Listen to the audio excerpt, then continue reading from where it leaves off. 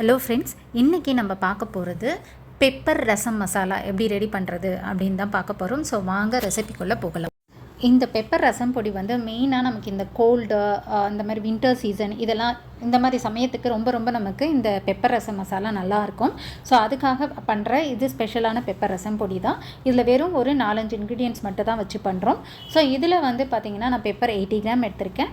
சீரகம் வந்து 40 கிராம் எடுத்திருக்கேன், பாதிக்கு பாதி. ஏன்னா பெப்பரோட காட்டும் நமக்கு வந்து இந்த ரசப்பொடியில் வரணும், அதுக்காக. அதுக்கப்புறம் வந்து ஒரு 10 கிராம் அளவுக்கு தனியா, 1 டீஸ்பூன் பெருங்காயம், ஒரு கை அளவுக்கு கருவேப்பிலை, சில்லி வந்து 30 கிராம் எடுத்திருக்கேன். நான் வந்து குண்டு சில்லி எடுத்திருக்கேன். நீங்கள் வந்து நீட்டு சில்லி கூட யூஸ் பண்ணலாம். நான் நார்மலாக குண்டு சில்லி, நீட்டு சில்லி எது வேணாலும் யூஸ் பண்ணுவேன். ஸோ இதை எடுத்திருக்கேன். நீங்கள் சம்மரில் இது ஆக்சுவலாக நம்ம ரசப்பொடியாகட்டும் எந்த மசாலா அரைச்சாலும் சன்ட்ரை பண்ணி பண்ணுறது நல்லது.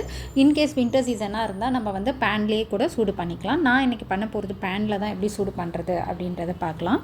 ஓகேங்களா? இப்போ நான் வந்து பேன் வச்சுட்டேன். ஓகேங்களா?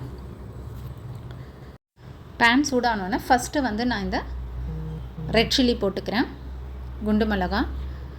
ஓகேங்களா? நமக்கு வந்து சூடு எப்படி இருக்கணும்னா, நீங்கள் வந்து நம்ம கரண்டி வச்சுலாம் பண்ணணும்னு அவசியம் இல்லை. இப்படி ஜஸ்ட்டு நம்ம கையில் பிடிச்சாலே நமக்கு வந்து அந்த சூடு வந்து கையில் தெரியணும். அந்த மிளகாவில் அந்த சூடு ஏறி இருக்கணும், அவ்வளோ இருந்தாலே போதும். மிளகான் இல்லை, நம்ம எடுத்துருக்க எல்லா இன்க்ரீடியன்ஸ்லையுமே அப்படி தான். நம்ம இப்படி பிடிக்கும்போது அந்த சூடு வந்து நல்லா நம்ம கைக்கு போதுமான அளவுக்கு இருக்கணும். நம்ம கரண்டிலலாம் பண்ணிங்கன்னா நமக்கு சூடு தெரியாது. சம்டைம்ஸ் வந்து காஞ்ச மிளகாலாம் ரொம்ப கருத்துரும். ஓகேங்களா? அதனால் எப்போவுமே நீங்கள் வந்து நம்ம கரண்டிலாம் யூஸ் பண்ண வேணாம். இந்த மாதிரி பேனில் போட்டு நல்லா கையிலேயே நீங்கள் வந்து அப்பப்போ பிடிச்சி பார்த்தீங்கன்னா தெரியும். ஓரளவுக்கு சூடு தாங்கின உடனே இமீடியட்டாக நம்ம எடுத்து பிளேட்லேயோ எதுலேயோ போட்டு நம்ம ஆற வைக்கணும். ஓகேங்களா? இப்போ இது சூடாயிடுச்சு. இதை நான் பிளேட்டில் போட்டுக்கிறேன்.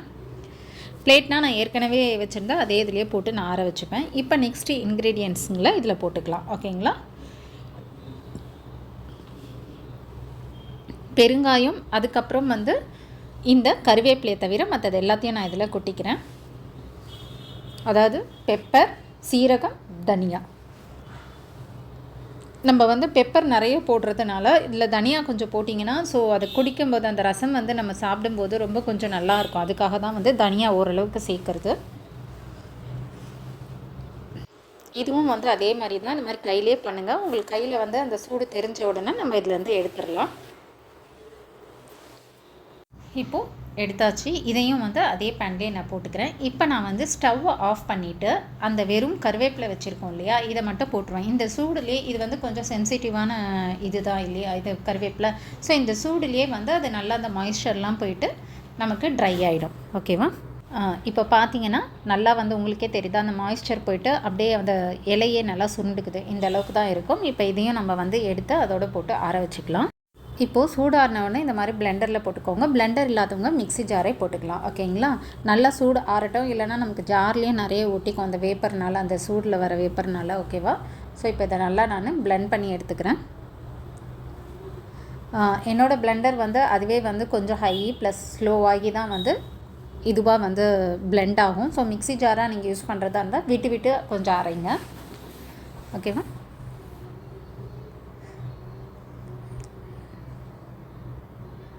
இப்போ நம்ம மசாலா நல்லா அரைஞ்சிடுச்சு. ஓகேங்களா? இப்போ இதை எடுத்துகிட்டு இது கூட நம்ம வந்து பெருங்காயம் தூள் வச்சுருக்கோம் இல்லையா, அதை போட்டுட்டு நம்ம இதில் திரும்ப ஒரு ஜஸ்ட்டு ஒரு 10 to 20 செகண்ட்ஸ் வந்து பிளெண்ட் பண்ணி எடுத்துக்கலாம். ஓகே? இப்போவே அதனோட ஸ்மெல் நல்லா, அரோமா நல்லா வருது. இதையும் போட்டுக்கிறேன். போட்டுட்டு இப்போ நல்லா ஜஸ்ட்டு 10 to 20 செகண்ட்ஸ் போதும். நல்லா வந்து அது மிக்ஸ் ஆகிடும். எப்போவுமே வந்து மசாலா பொடி அரைக்கும் போது முதல்ல வந்து நம்ம இந்த மாதிரி இன்க்ரீடியன்ட்ஸ்லாம் ஆட் பண்ணிவிட்டு பவுடர் ஃபார்ம் வந்து லாஸ்ட்டாக தான் போட்டு நம்ம அரைக்கணும். ஓகேங்களா? ஸோ இப்போ இதை எடுத்து நம்ம ஆற வச்சுக்கலாம். நம்ம இந்த பேன் இருக்குல்லையா, நான் எதில் ஆற வச்சேனோ அதிலே நான் அகைன் போட்டு நல்லா ஆற வச்சுட்டு அதுக்கப்புறம் நம்ம வந்து ஏர்டைட் கண்டெய்னரில் நம்ம ஸ்டோர் பண்ணிக்கலாம். இந்த மசாலா வந்து நீங்கள் எப்படி வெளியில் வாங்குறீங்களோ 6 மந்த்ஸுக்கு இது இருக்கும் இல்லையா, ஷெல்ஃப் லைஃப், அதே மாதிரி தான் வரும். இன்னும் அதிகமாக வேணும்னா நீங்கள் ஃப்ரிட்ஜில் கூட ஸ்டோர் பண்ணிக்கலாம். ஜஸ்ட்டு ஒரு லெமன் சைஸு நீங்கள் ஒரு புளி எடுத்து ரசம் செய்கிறீங்க அப்படின்னா அதுக்கு வந்து இது 2 ஸ்பூன் அளவுக்கு போட்டாலே போதும், நல்லாயிருக்கும் ரசம். அதே மாதிரி உங்களுக்கு வந்து homemade masala without any preservatives எதுவுமே ஃபுட் அடிட்டிவ்ஸ் இல்லாமல் மார்க்கெட் ஸ்டைலில் உங்களுக்கு ஷெல்ஃப் லைஃப்பும் அதே மாதிரி வரணுன்றவங்க எனக்கு காண்டாக்ட் பண்ணுங்கள். பேக்கர்ஸ் கேவில் ஹோம்மேட் மசாலாஸில் வெஜ் அண்ட் நான்வெஜ் மசாலா சேல்ஸில் போயிட்டுருக்கு. ஓகேங்களா? ஸோ இது நல்லா ஆறட்டும். அதுக்கப்புறம் நம்ம வந்து ஏர்டைட் கண்டெய்னரில் ஸ்டோர் பண்ணிக்கலாம்.